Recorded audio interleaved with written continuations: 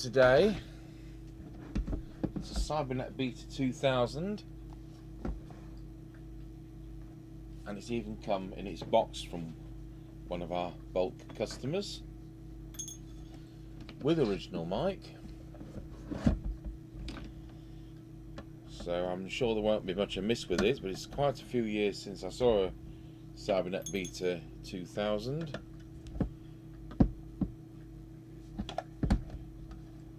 I always think that anything that a manufacturer actually puts their own name on, when they mostly spend their time putting other people's names on, I always think it's going to be the best of the best.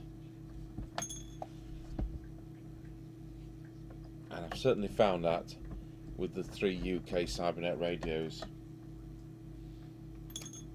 Well, there's 4, aren't there? There's an emergency kit as well, but we've never covered that. We do have one. Let's dig it out. So it's most Cybernet radios have the Cybernet 134 chassis in the UK, or the what they call the economy chassis, which is the 002F. Well, this is a Cybernet 135 chassis, which is more compact, and that mat's not straight, and that's going to annoy me. So we'll just unsolder the speaker, and then we'll work a plan. Now, I do have a circuit diagram,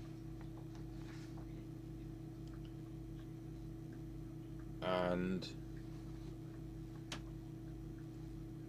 these are the ones that appeared as the Ford Roadmaster as well. I think it was Goodman's who distributed them, as in Goodman's loudspeakers. That's right, yes, it is.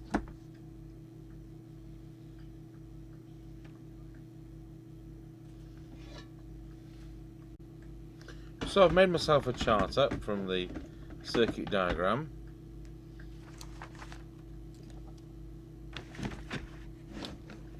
So we've now got more information than we ever did have in the past.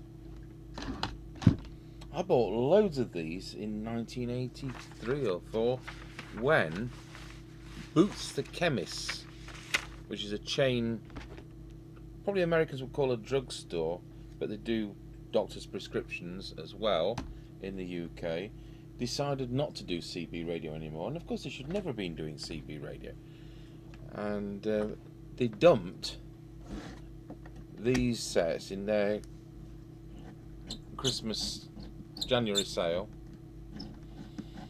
I think they were $16.95 each, and I bought them by the box full, I tell you. Lovely sets.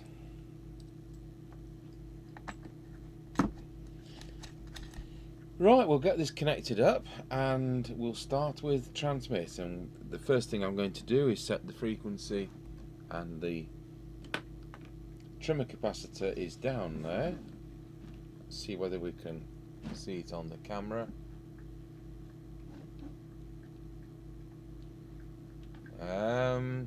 Yes. I can just see it peeping out next to the crystal, just there. And that is CT2.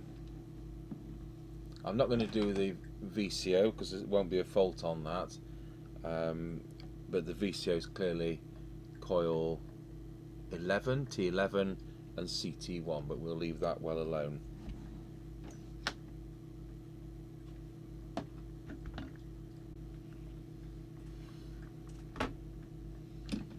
Right, let's see what it does.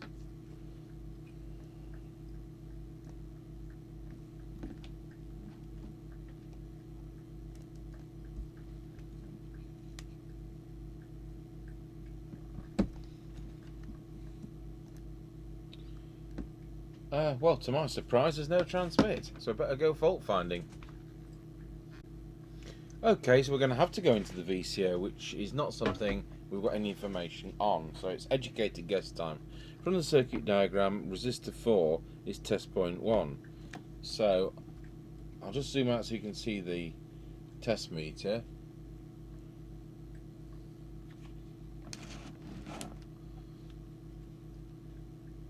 Well, normally radios are about 3.5 volts at one end of the VCO range and 1 point something volts at the other end of the range. So that's channel 40 on receive, and it is receiving, and that's channel 1. And on transmit, it's about the same, and on channel 1. Now I would think that the trimmer capacitor CT2, and incidentally it's transmitting on channel 40 but not on channel 1. We started on channel 20, the normal channel we tune up on, and there was no transmit. When I turned it down to channel 1 there was transmit, but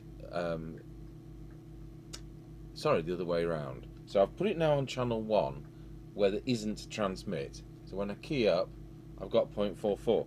Now I'm assuming that CT1, this has never been touched, but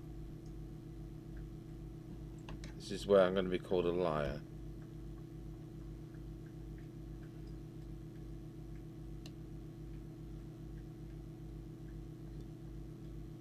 So I'm going to put that, I'm going to put that at 1.3, and it is transmitting. And I'm going to check channel 40, and that's 2.5. That's more where I'd expect. And on receive, got 2 and 0.6. I think that is a bit low, so I think we'll do that. There will be a procedure, but I've done, how long have these been around? 40 years, 38 years, and I've never seen a service manual. So I think we'll just do receive as well, because otherwise you end up with a radio that doesn't work on all channels when it's cold.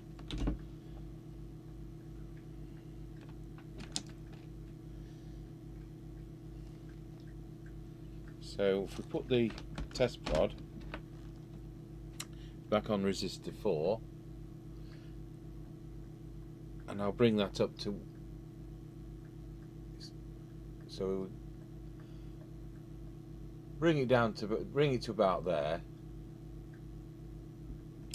Check it on channel 40, 2.8. Yep, channel is clearly in lock now. And then on transmit, see if it's drifted. Channel 1 is 2.5, so it has actually altered.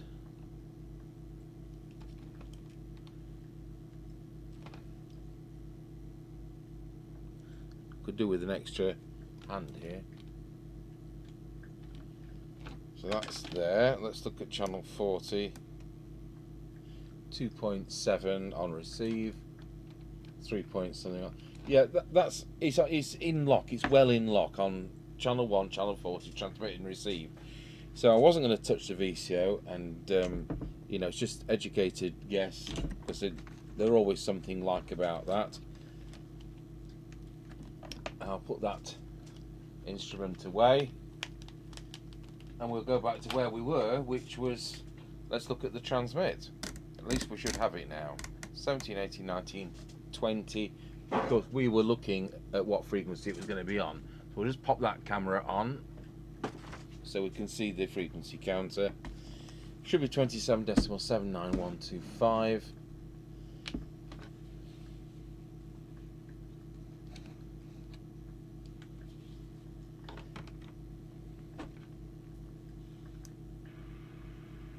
$27.79115.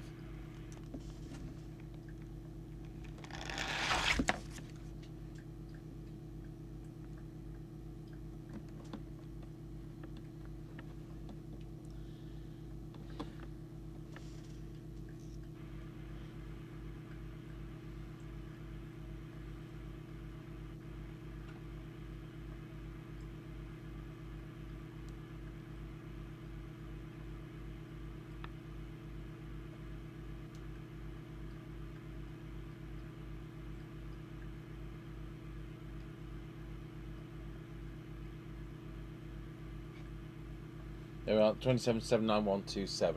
As I said, quartz crystals drop with age, and so that's quite what you would expect for something that's 38 years old. I mean, that's great.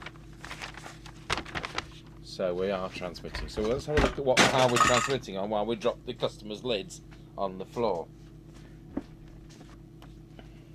So I'm on the 3-watt scale.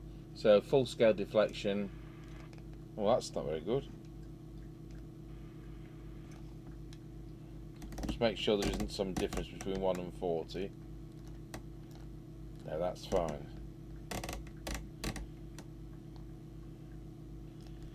So perhaps we're on low power because that's only half a watt. The power switch on these radios is a little slide switch at the back there. Whoa, that's better. 3.4 watts. That would be 5, that's 4, just under the 3.5 there. So having made up an alignment chart, it's quite simply transformer 2, 3 and 4. The red one, or the ones I've coloured in red, 2, 3 and 4.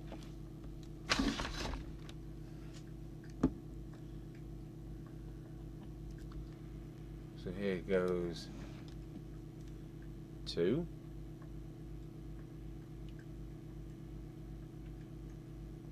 That's peaked, no change. That's peaked, no change.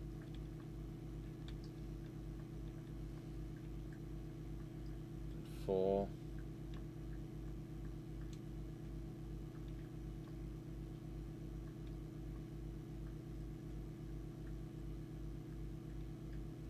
It's interesting.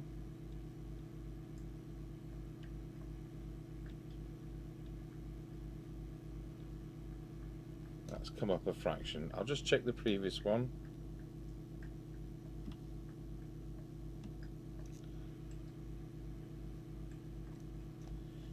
And that is it. Now I'm just going to go backwards and forwards on that, just see whether I can get anything more. Okay, so I've gone backwards and forwards over those repeatedly, and now we've got just a little bit too much power, so I will just drop that with the transformer 4, yes. So I'll key it up, and we're just over we're about 4.2 there.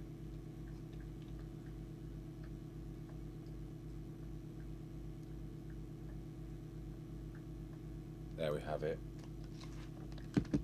Good, well that's come up nicely. We'll check low power while we're at it. I don't think it's adjustable.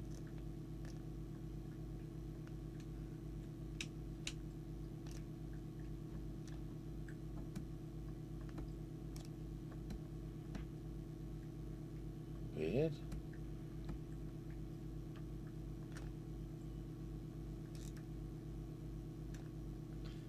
Oh, we'll come back to that because we haven't got low power anymore. Right, let's check deviation. Wallow. Testing 1, 2, testing wallow. Wallow. Well, that's interesting. We haven't got any deviation either. Wallow. Wow, that's I've got it on the 0.5 scale. So wallow, we're looking at about 0.25 deviation. So I'll look at my little chart I made up from the circuit diagram, and I seem to think that RV2 is deviation, and RV2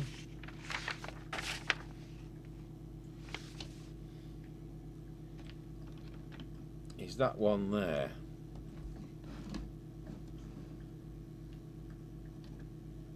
But there's also a vertical one which isn't labelled, and that could be exactly what we're looking for. I think one's might gain and the other's deviation, just like in the 134 chassis from Cybernet. So let's see if we can get any audio. Wallow, testing 1, 2. We're still on the 0.5 scale. So I'll adjust the vertical one. You see we've just got that one there vertical. Not as easy to get the tool in on. Wallow, testing 1, 2. Need a different tool for that.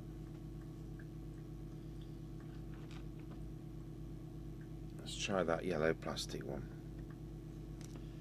Wallow. Well, that seems very low. Testing 1, 2, it is.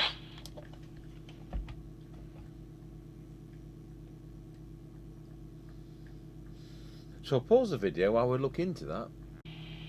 Well, I had a quick look at the circuit, and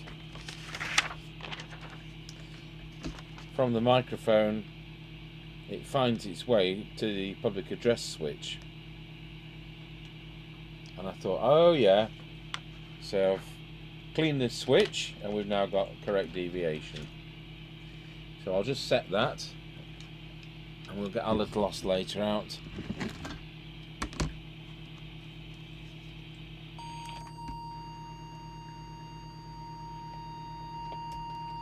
And now of course it's over the top because I've been fiddling with it.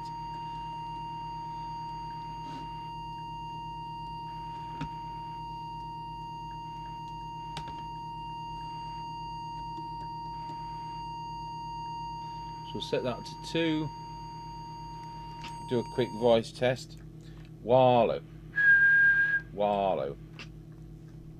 And then I'll adjust it with the other one, the vertical one, which seems to be mic gain. Wallow. Testing 1, 2. Wallow. Nope. Needs to just go up a fraction more. Helps if I use the yellow tool on that. There we go. So we'll set that for 2.2.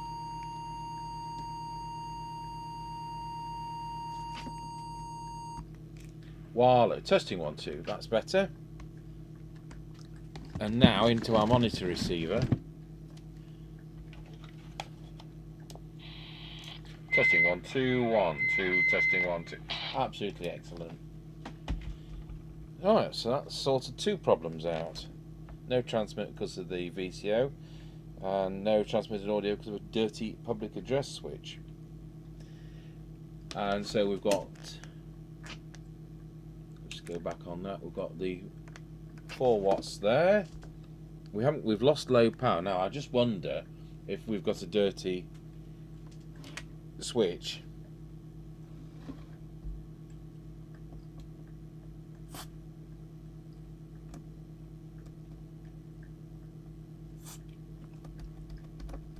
So just work that about.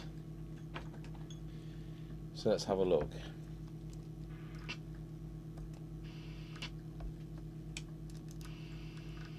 No, we still don't have anything on low power.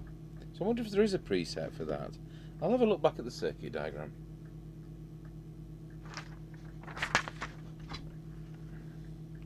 It looks like it's the RV3 that was a mystery. So RV3,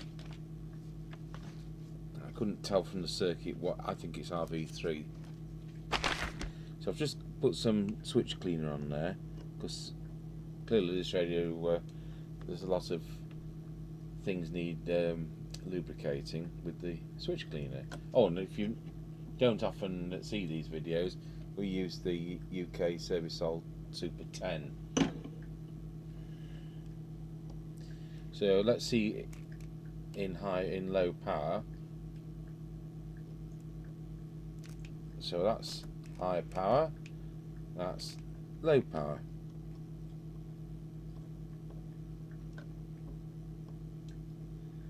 Well, that certainly isn't having any effect.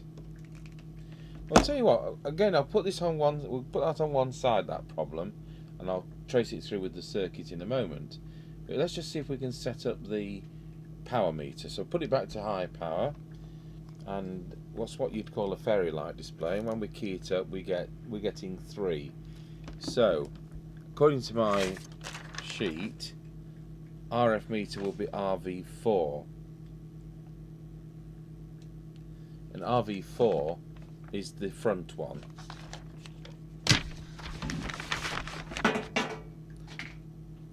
So let's go for that.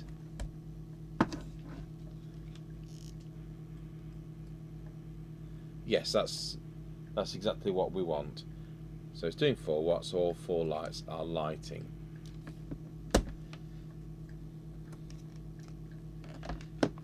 So you would expect that that RV3 would be the S meter, which isn't what I've got down here. See, I've got RV1 for the S meter. But it doesn't matter if we disturb anything because I can put it back right.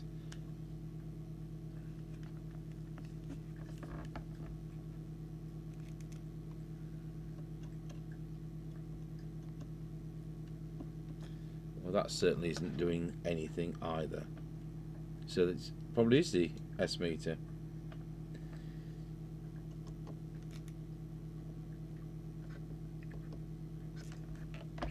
Well, I'm going to come back to that. We'll get on with the receiver. So that's now working on transmitter apart from on the low power setting, and that can be something really silly. So let's see what we can hear. Plug the instrument in.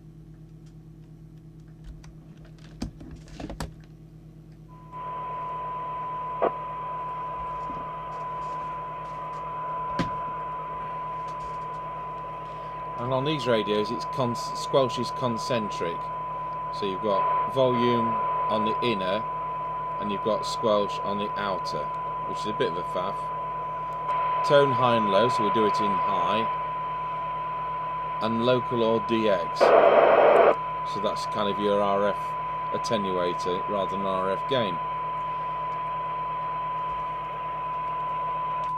Actually, that's 0.3 of a microvolt just as it is. So I'll get the camera set up on the... First of all, we'll do the oscilloscope. We'll just set the detector, and then we'll move over and you look at the cyanide meter. So I've turned the bench light off so you can see the oscilloscope screen.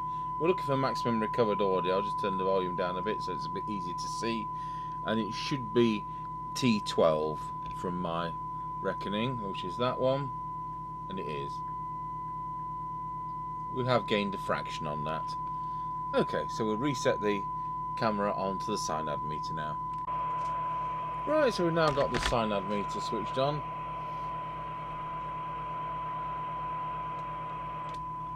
And we need less signal than that. Very, very good. This won't be scratchy around, scratchy corner either.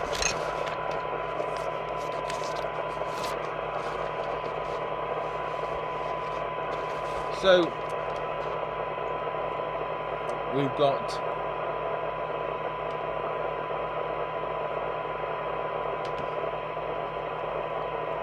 T5, T6 isn't fitted, there's a blank space in the board.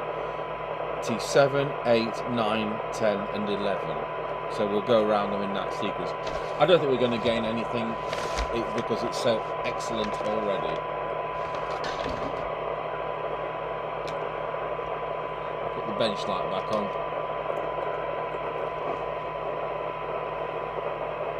So T5.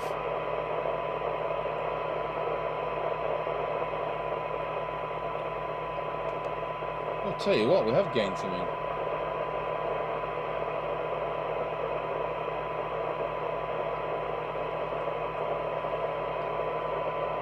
T7.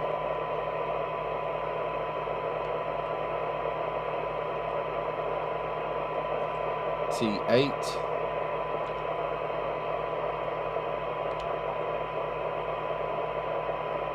T9.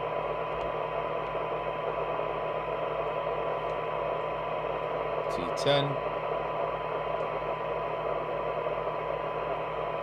T11 under the wiring harness.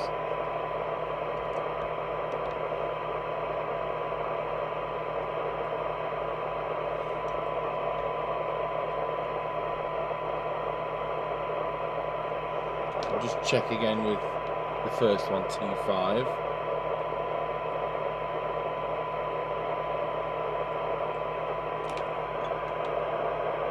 Well, that's off my clock, 0.06 of a microvolt.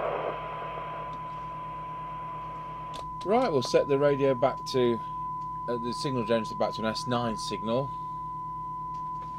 Don't need that on anymore.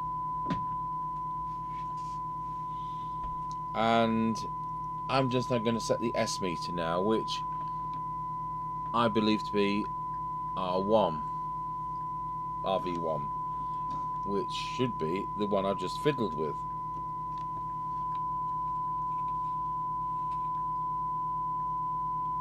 But it isn't, is it?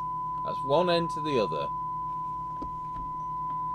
So, is it the RV3? Yes, it is. So we'll set it so the fourth just lights. So now if I turn the signal down from S9, it drops down correspondingly.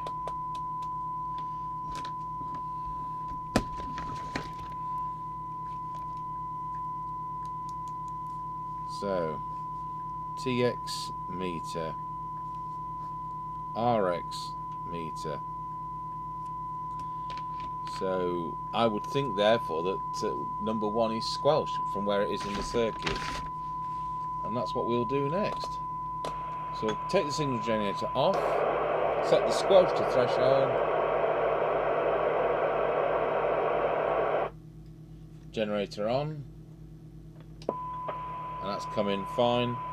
Now we'll turn the squelch to maximum, and it's a right faff, and see where that is. So 1 microvolt, 3, no, it wants to be stronger than that, and that's where we now think it's RV1. It is. So it is the squelch.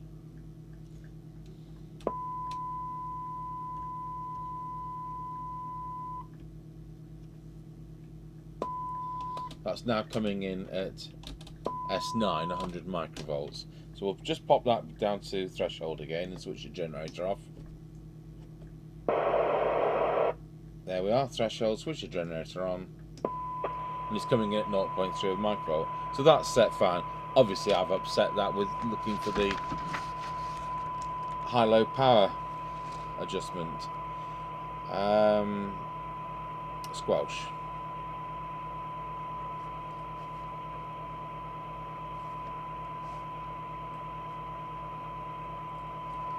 Right, I'll bury my head in it and see if I can find what is stopping the radio from doing low power on transmit. That's all we're left with. Everything else is now covered. So once again I'll check, and I'll unplug the speaker. Yep, we've got nothing on low power. Right, I'll pause the video and we'll just see if I can bury my head in that. So I'll show you where I'm coming from on this. We've got the high-low power switch, which is here. So we look at the wire going from Earth chassis. So it goes up there to there, which is the driver transistor. So on the emitter of the driver transistor, we've got this network with a resistor, capacitor, and RV6. So clearly, when that switches in one of those positions, RV6 has effect, and that will be control for low power. But on the radio, where's RV6? Well, I'll tell you what, I found it, and I'm sure that'll be the problem. So let's have a pixelated picture as we zoom right in.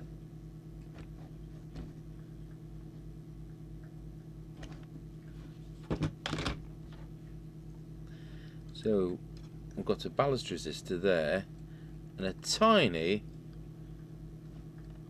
little preset there, and that'll be RV6. And it's pretty black because it's tarnished over the years. It's a silver plated one. So I'm going to put some service on that, and we'll waggle it around a bit. You know, it's so small that the yellow tool doesn't fit it. So waggle that around, and we'll go into transmit.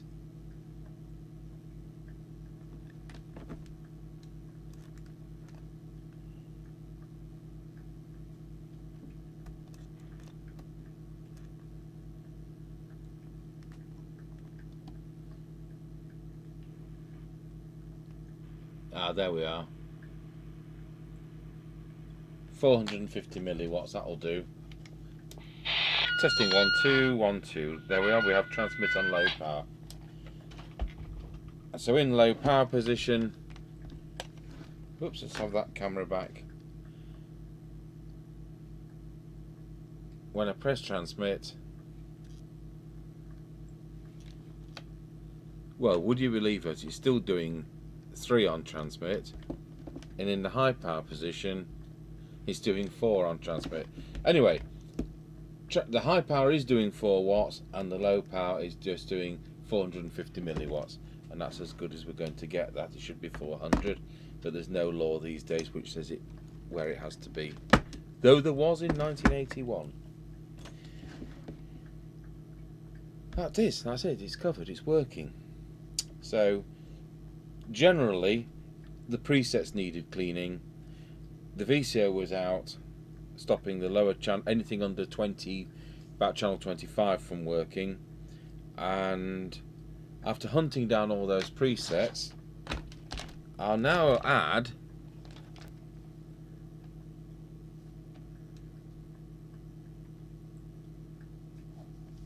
low power to our little chart, and I'll just colour all these in.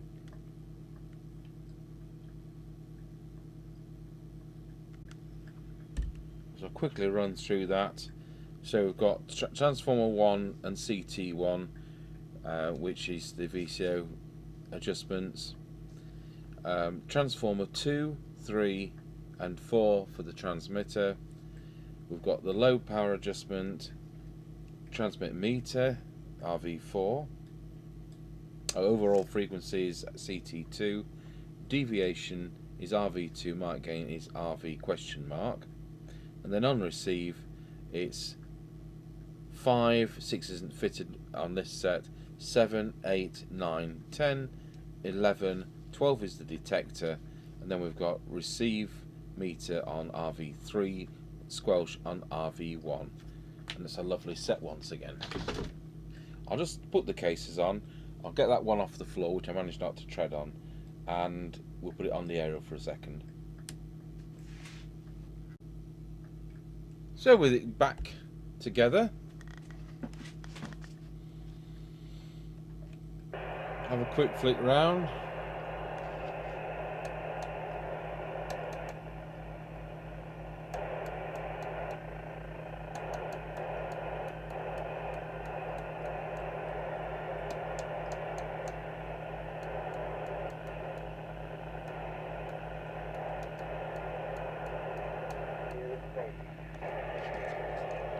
$19.90 Roger.